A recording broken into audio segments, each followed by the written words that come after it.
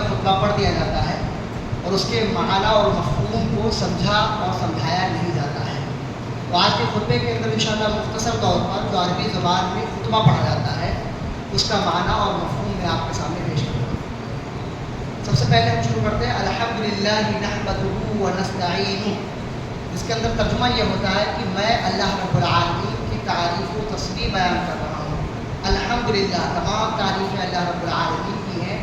نحمدہ، ہم اس کی تعریف کرتے ہیں، ونستعین، اور اس سے استعانت چاہتے ہیں، اس سے مدد چاہتے ہیں، ونستغفر، اور اسی سے بخشش کے طلبگار ہیں، ونؤمن بہ ونتوکل علیہ، اور ہم اسی کے اوپر ایمان لاتے ہیں اور اسی پہ توکل کرتے ہیں، ونعوذ باللہ من شرور انفسنا، اور ہم پناہ چاہتے ہیں اپنی نفس کے شر سے، ونعوذ باللہ من شرور انفسنا، ہم اللہ رب العالمین سے پناہ چاہتے ہیں جو ہمارا نفس، جو ہماری ذات، جو ہمارا جسم ہم کو شر پہنچائے گا، جو ہم کو نقصان پہنچائے گا۔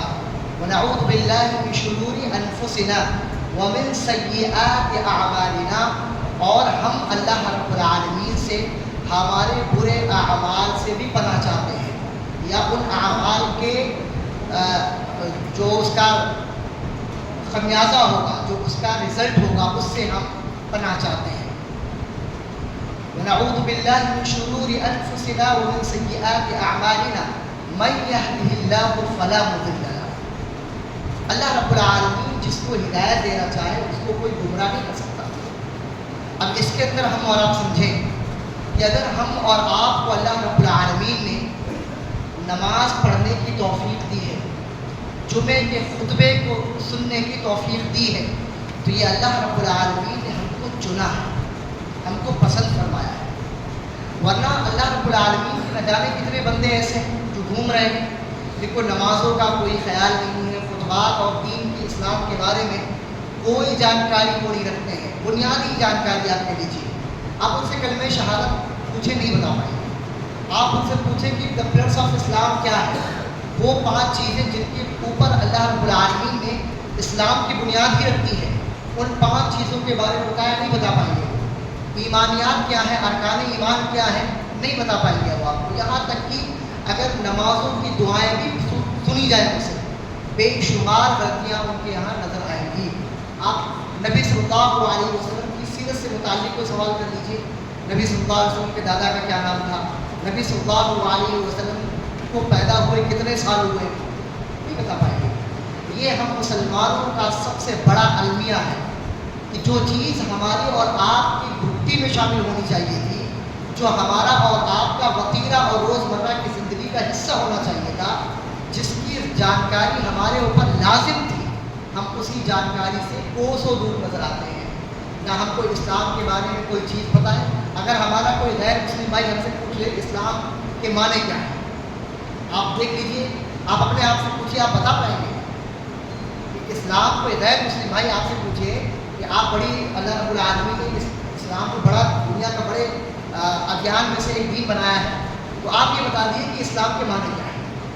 آپ بنیادی پہلا سوال میں کر رہا ہوں، چلیے مسلمان کے معنی کیا ہے؟ آپ اپنے آپ کو مسلمان کہہ رہے ہو نا، آپ کہہ رہے ہو کہ میں مسلمان ہوں، آپ یہ بتا دیجیے کہ مسلمان کے معنی کیا ہوتے ہیں، نہیں بتا پائیں گے۔ آج مس انڈرسٹینڈنگ جو پیدا ہو رہی وہ اسی بنیاد پر پیدا ہو رہی ہے۔ لوگ ایک کافر کا ورڈ یوز کر کے ہمارے خلاف پروپیگنڈا کرنے دیکھو، ہمیں کافر بولتے ہیں، ہمیں کافر، بھائی کافر کا مطلب بھی تو آپ کو پتہ ہونا چاہیے، مسلمان کا مطلب بھی تو پتہ ہونا چاہیے، اسلام کا مطلب آپ سمجھ لیجیے کہ جس بنیاد پر ہم کہتے ہیں کہ مسلمان ہیں، وہی چیز بنیاد پر کہتے ہیں نا، اسلام کی بنیاد پر اپنے آپ کو مسلمان کہتے ہیں، نہ تو اسلام کے بارے میں جانکاری، نہ تو مسلمان ہونے کے بارے میں جانکاری ہے۔ اب آپ بتا دیجیے کہ جو ہمارا بیس ہے، جو ہماری بنیاد ہے، جب اس کے بارے میں ہم کو جانکاری نہیں ہے تو بعد کی چیزیں تو بڑی ہیں۔ ہم کو یاد کیا رہتا ہے، میں بار بار وہی کہتا ہوں، پھر آپ کو ہنسی آتی ہے، ہم کو یاد رہتا ہے کہ کھانا کھانے کے بعد میٹھا کھانا سنتا ہے، یہ صورت یاد ہے ہم کو ماشاء اللہ۔ بقرعید یاد ہے کہ اس پہ بکرا ملے گا ہم کو۔ اگر آپ سے پوچھ لیا جائے، کوئی کھڑا ہوگا کہ بقرعید کی نماز پڑھا دے، ابھی سب کو دودھ کا دودھ پانی کا پانی ہو جائے گا کہ بقرعید کی نماز میں تکبیرات کتنی ہے، کوئی بتا دو۔ ہمیں تو سارا فوکس ہمارے کھانے پہ ہے۔ مسلمانوں کا معاملہ یہ ہے کہ مسلمانوں نے اپنی زندگی کا جو حصہ اور زندگی کا جو مقصد بنا رکھا ہے وہ جانوروں سے الگ نہیں ہے۔ جانوروں کا مقصد کیا ہوتا ہے؟ صبح اٹھے چرنے چلے گئے، کھائے پیے، شام کو آئے، ان کے بھی بچے ہوتے ہیں۔ مسلمانوں کا بھی معاملہ یہ ہو چکا، اور یہ مجھے افسوس کے ساتھ میں کہنا پڑا۔ یہ مجھے خوشی نہیں ہوتی یہ سب کہنے میں، لیکن چونکہ آپ ہمارے سب بھائی ہیں اور ہمارا یہ جو پروگرام ہوتا ہے، یہ خطبہ ہوتا ہے، یہ اصلاح کی غرض سے ہوتا ہے، اس لیے میں بتا رہا ہوں کہ آپ سمجھ لیجیے ہماری زندگی کا مقصد کیا ہے۔ ہم صبح اٹھے، آرام سے جب سورج نکل آیا اس کے بعد اٹھے، نہائے دھوئے، آفس چلے گئے، شام کو آئے، کھانا پینا کھایا، سو گئے۔ اب بتائیے دن میں کام بھی کیا آپ نے؟ جانور کا بھی معاملہ یہی ہے۔ صبح وہ اٹھتا ہے، وہ کام پہ چلا گیا، کام پہ مراد یہ جس کو پال رکھا ہے، گھوڑے اور گدھے جو جس کو پال رکھے اس سے کام کروایا جا رہا، جنگل میں جو گھومنے چلے گئے۔ یہی ہمارا بھی معاملہ ہے، جس کو کام لگا وہ کام کر رہا ہے، جو ایسا ہے وہ گھوم رہا ہے، شام کو کھانا کھایا، سو گئے۔ اب آپ یہ بتائیے کہ ہماری اور جانوروں کی زندگی میں کوئی فرق ہی نہیں پڑ رہا؟ کیا ہماری زندگی اللہ رب العالمین نے اس لیے پیدا کی کہ بس آپ پیدا ہو جائیں، آپ کی تعداد بڑھے، نسل بڑھے، اس کے بعد مر جائیں؟ نہیں، ہمارا مقصد، سوال پوچھے اپنے آپ سے، واٹ از اوور گول؟ ہمارا گول کیا ہے، ایم کیا ہے، مقصد کیا ہے؟ دنیا کی چھوٹی سے چھوٹی چیز کے بارے میں ہم یہ گمان کرتے ہیں کہ اللہ رب العالمین نے بغیر مقصد کے نہیں پیدا کی۔ وہ بات الگ ہے کہ ہمیں سمجھ میں نہ آ رہی ہے۔ ایسی کوئی بھی چیز ہے ہی نہیں دنیا کے اندر جس کا کوئی مقصد نہ ہو۔ تو آپ یہ سمجھیے کہ اللہ رب العالمین نے جس کو اشرف المخلوقات بنایا، جتنی بھی مخلوقات پیدا کی ان میں سب سے بہتر، اس کا مقصد کیا ہے؟ سونا، کھانا، پینا، نسل بڑا، نسل مر جانا، یہ مقصد نہیں ہے۔ اصل مقصد ہے دین اسلام کی تعلیم۔ قرآن مجید کے اندر اللہ رب العالمین نے فرمایا ہے وَمَا خَلَقْتُ الْجِنَّ وَالْإِنسَ إِلَّا لِيَعْبُدُونِ، کہ میں نے جناتوں اور انسانوں کو، جو پہلا مقصد وہ یہ ہے کہ اس لیے پیدا فرمایا تاکہ وہ میری عبادت کریں۔ عبادت کریں گے کیسے؟ جب تمہیں پتہ ہوگا تبھی تو عبادت کریں گے نا۔ جب کسی چیز، کسی سبجیکٹ کے بارے میں آپ کو جانکاری ہوگی تبھی تو آپ ایگزام میں پاس ہو پائیں گے۔ جب پتہ ہی نہیں ہے، ایگزام میں بیٹھ گئے آپ، اور ہم چاہتے ہیں کہ پاس بھی ہو جائے اچھے نمبرات سے، تو یہ ممکن نہیں ہے۔ اگر کسی چیز کے بارے میں ہم پاس ہونا چاہتے ہیں، عمل ہم کرنا چاہتے ہیں، تو اس کی جانکاری بھی ہونی چاہیے۔ ایک چھوٹے بچے کو اگر نماز کی جانکاری نہیں ہے تو وہ کیا کرتا ہے؟ وہ کوشش کرتا ہے کہ پاس والے کو دیکھے، سیکھے، تبھی کچھ کرتا ہے۔ ہماری زندگی کا مقصد کیا ہے؟ سیکھنا بھی نہیں چاہتا، معلوم بھی نہیں کرنا چاہتا۔ اماموں سے، اور جو یہ آپ کی ذمہ داری تھی کہ آپ اماموں سے قریب کے مسائل پوچھتے، امام صاحب یہ مسئلہ ہے، یہ کیسے ہوگا، یہ حل کیسے ہوگا؟ اچھا، امام کا مطلب بھی نہیں پتا ہے۔ امام، ہم نے بول دیا امام صاحب کا مطلب کیا ہوتا ہے؟ آپ نے کبھی سوچا اس کے بارے میں؟ بات بہت دور تک چلی جاتی ہے۔ معاملہ یہ ہے کہاں سے شروع کریں، کہاں پہ ختم کریں۔ ایک تو زخم نہیں، سارا بدن ہے چھلنی، درد بیچارہ پریشان ہے، کہاں سے اٹھے؟ ایک دو زخم ہوا تو دیکھے گا، پورا جسم ہمارا جو ہے زخمی ہو رکھا ہے۔ امام کا مطلب ہوتا ہے لیڈر، امام کا مطلب ہوتا ہے حاکم، آپ کا امیر۔ اب امام صاحب جو ہیں ان سے ہی جب عمارت کے بارے میں، ان سے ہی رہبری کے بارے میں سوال نہیں کیا جائے گا تو آپ کی جو آفتہ جو ہے وہ کہاں جائے گا؟ اور ایسا امیر بھی ہمیں چننا چاہیے، اچھا، کہ جو ہماری رہنمائی بھی صحیح کرے، ایسا نہیں کسی کو بھی امیر بنا دیا۔ تو یہ ہماری ذمہ داری ہے، ہمیں پتہ ہی نہیں۔ چھوٹے چھوٹے جو ٹرم ہے نا ان کے بارے میں تک بھی جانکاری نہیں ہے کو۔ اسلام اور ایمان میں فرق کیا ہے؟ کوئی نہیں جانتا۔ اسلام کا تعلق کس سے ہے، ایمان کا تعلق کس سے ہے؟ دونوں ایک ہی سمجھے جاتے ہیں، اسلام ایمان برابر ہے۔ حدیث کس کو کہتے ہیں؟ اگر کوئی پوچھ لے جس کی بنیاد، جو اصل میں ہمارے تمام اعمال کی بنیاد ہے۔ قرآن میں تو اللہ رب العالمین نے فرماتے ہیں کہ نماز پڑھو، کیسے پڑھنا یہ کہاں ہوتا ہے؟ یہ حدیثوں کے اندر لکھا ہوا ہے۔ قرآن میں اللہ رب العالمین نے فرما دیا کہ زکوٰۃ کو کتنی دی جائے گی، کس پہ دی جائے گی، کتنے دنوں کے بعد دی جائے گی، کہاں لکھا ہے؟ حدیث کے اوپر۔ اب آپ سے پوچھ لیں کہ حدیث کس کو کہتے ہیں، بتائیں آپ، نہیں بتا پائیں گے۔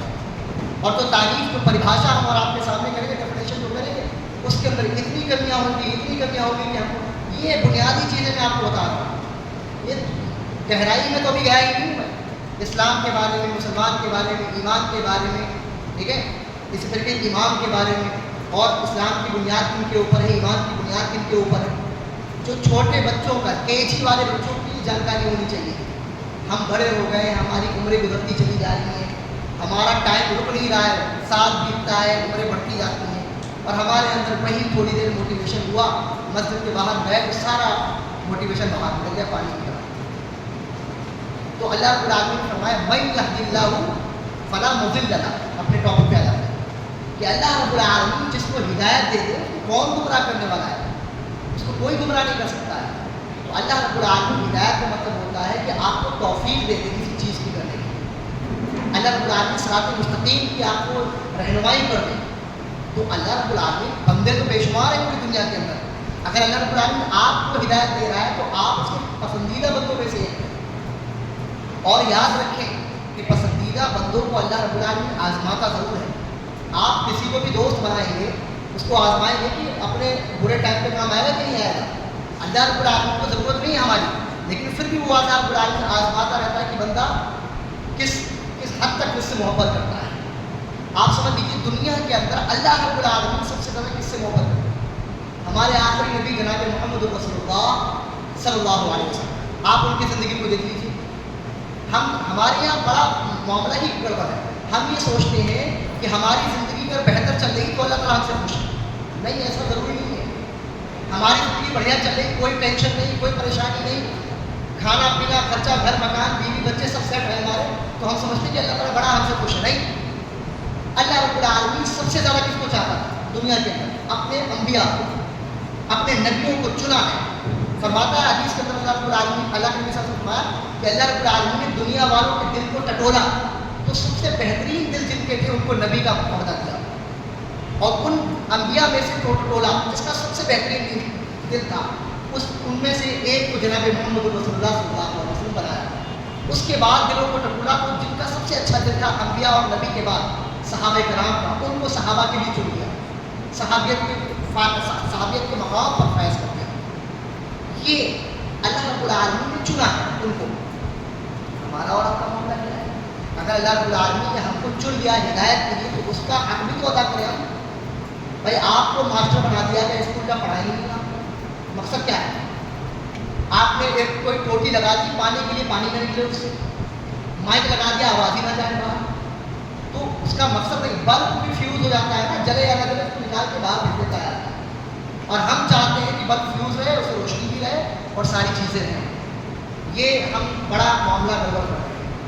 اللہ رب العالمین سب سے زیادہ انبیاء کو چاہتا ہے, اور نبی صلی اللہ علیہ وسلم کیا فرمایا کہ بعض انبیاء ایسے گزرے ہیں جن کو زمین پہ گاڑ کر وہاں کے سرکش لوگوں نے زندہ آریوں سے کاٹ دیا, آریوں سے کاٹ دیا. کن کو؟ انبیاء. اللہ رب العالمین نے جن کو پیغام پہنچانے کے لیے چنا. ایک اور نبی کے بارے میں آتا ہے, تاکہ اسے نام نہیں ذکر کیا, لیکن بتایا کہ ایسا نبی جس کے اوپر سے گزشتہ قوم میں لوہے کی کنگھی سے اس کے بدن کے گوشت کو نوچا گیا جہاں تک کہ ہڈی سے پھٹ گئی. یہ انبیاء کی بات کر رہے ہیں. یوسف علیہ السلام کا واقعہ سنتے رہتے ہیں, کیا غلطی کنویں میں ڈال دی ہے, سنتے رہتے ہیں نا. میں مثال کے ذریعے سے سمجھا رہا ہوں. کیا ان کی غلطی تھی؟ بچے ہی تو تھے, کنویں میں ڈال دیا. کوئی لے کے گیا مصر کے بازار میں, ان کو بیچ دیا گیا ہے. ابھی بھی غلطی ختم نہیں ہوگی. جو بادشاہ مصر, عزیز مصر کی, ان کی بیوی نے الزام لگا دیا کہ ہمارے سے غلط کام کرنا چاہ رہا. کیا غلطی تھی؟ اس کی پاداش میں 10 سال جیل میں رہے. 10 سال آپ سمجھیے, آپ اپنی زندگی کے 10 سال سوچیے. آپ کو تو یاد بھی نہیں ہوگی کہ 10 سال پہلے میں نے کیا کیا تھا. یوسف علیہ السلام کو 10 سال جیل میں رکھا گیا. کیوں؟ جو غلطی کی نہیں وہ. آپ تمام انبیاء کو لیجیے, ابراہیم علیہ السلام کو لیجیے, آگ میں ڈالا جا رہا. موسیٰ علیہ السلام کو لیجیے, پوری قوم کو فرعون دوڑائے چلا جا رہا کہ ان کو مارنا, ختم کرنا, بچوں کو ختم کروا رہا تھا کہ کوئی ہمارے خلاف کھڑا نہ ہو جائے. اب دیکھیے یہ سارے واقعات قرآن مجید میں موجود ہیں. تو ہم اور آپ کو اللہ رب العالمین نے اگر چن لیا ہے تو اللہ رب العالمین آزمائے گا بھی, تو دیکھے گا کہ اللہ یہ بندہ کتنا ٹائم نکال کے آ رہا ہے, کوشش بھی کر رہا ہے. فری مل دیا ہے نا اللہ رب العالمین نے. دیکھتے ہیں اب قیامت کے دن پھر حساب ہوگا انشاءاللہ. کیسے آپ اندر خالی کھوکھلے محبت کرنے والے تھے مسلمان, یا کام بھی کر رہے تھے.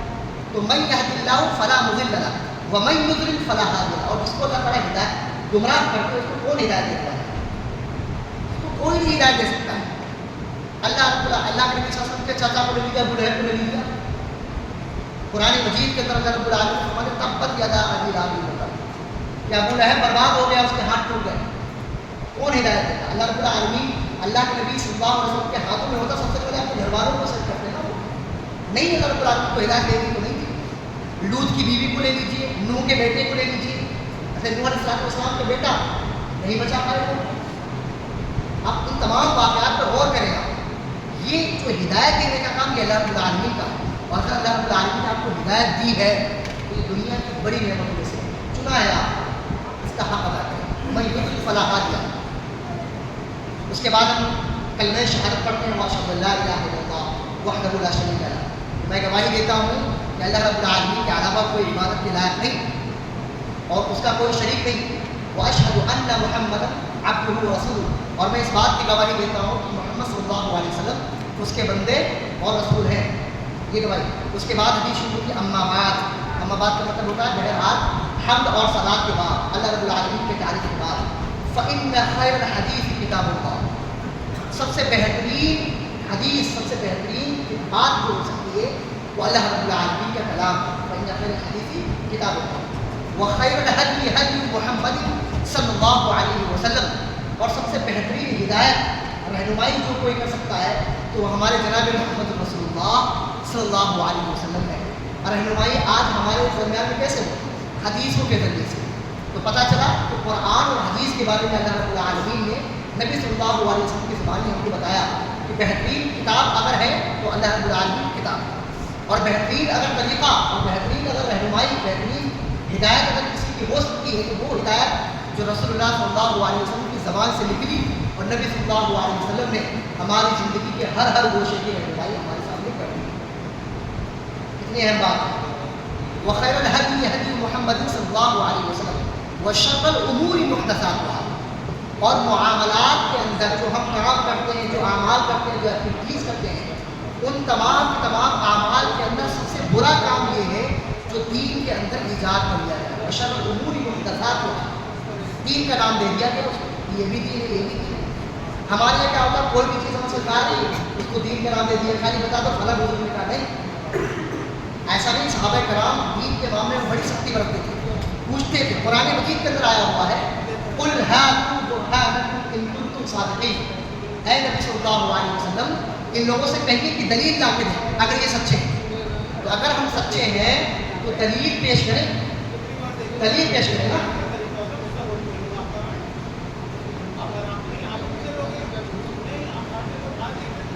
دلیل پیش کریں اس چیز کے اوپر. قل ہاتوا برہانکم ان کنتم صادقین.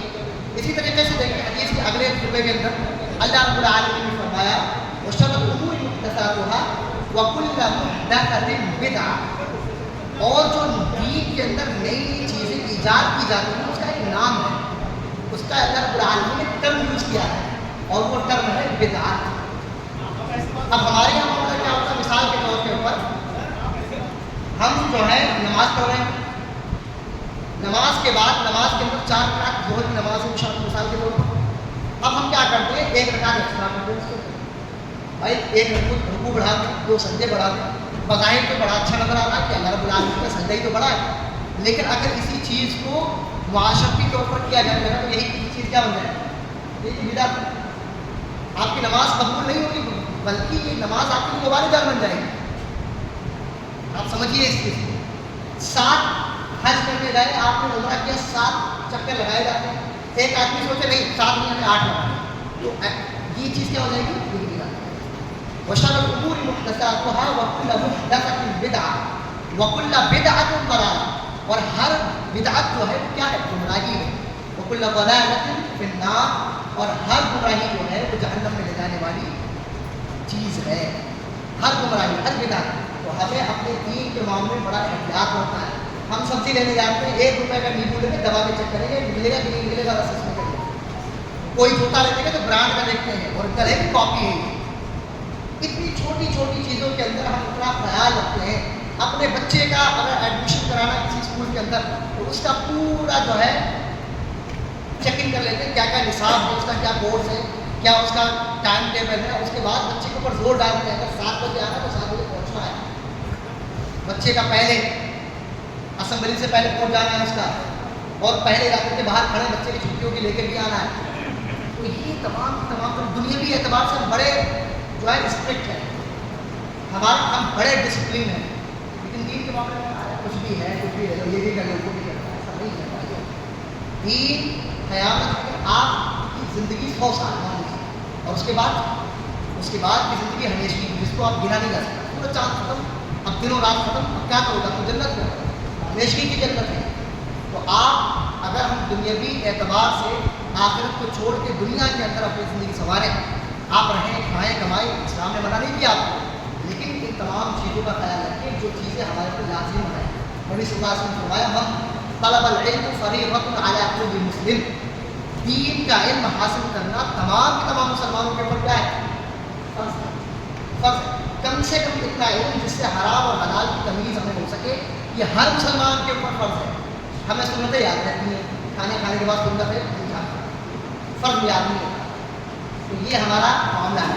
اللہ رب العالمین سے دعا کرنا چاہیے. ایک چیز اور, کچھ دنوں کے بعد اب ہمارا ٹائم پیچھے جائے گا, خطبے کا کم ہو جائے گا خطبے کا ٹائم, کیونکہ اصل پیچھے آ رہی ہے. تو اب جب یہ ٹائم پیچھے ہوگا تو جو میں نے پہلے بھی بتایا, صحیح مسلم کی حدیث 2021, حدیث نمبر 2021, اور بخاری کے اندر بھی 21, 22, 23 سے لے کے 2008 تک آپ چلے گئے, تو 28 تک چلے گئے. روایت کے اندر موجود ہے کہ جب آپ جمعے کے اندر دن آئیں تو آپ سنتیں پڑھ کر ہی بیٹھیں. جب ہمارا ٹائم کم ہوگا تو خطبے کا ٹائم بھی کم ہو جائے گا, تو اس وقت پھر آپ کو سنتوں کا ٹائم نہیں مل پائے گا. ہم اور آپ دعا کریں. ایک صاحبہ نے ہم سے دعا کے لیے کہا ہے, ان کی کنڈیشن بہت خراب ہے, بہت زیادہ بیمار ہے. محترمہ ڈاکٹر نجمہ رحمانی اللہ رب العالمین ان کو شفا عطا فرمائے.